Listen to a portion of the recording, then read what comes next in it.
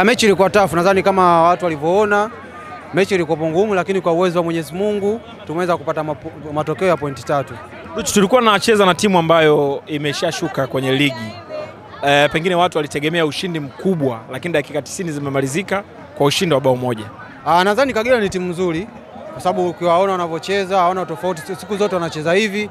Kwa hiyo tulitegemea na sisi wenyewe mechi itakuwa ngumu kwa sababu ligi ya mwaka huu imekuwa ngumu, kwa kila timu imejipanga vizuri. Kwa hiyo tulitegemea upinzani wa hali ya juu.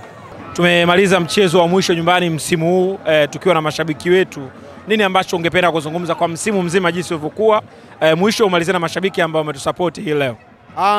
Msimu kama tulivyokuwa tumeanza na mipango ya mwalimu tumeweza kufanikiwa kwa sababu mwalimu kila siku alikuwa anasema kila mechi kwetu ni finali. Kwa hiyo kwa mipango ya mwalimu na mipango ya timu kwa ujumla tumeweza kufanikiwa. Lakini kubwa katika yote ni kuweza kuwapongeza mashabiki wetu wa Simba Sport Club ambao wameweza kuwa nasi bega kwa bega kwa kila mchezo kutupa support.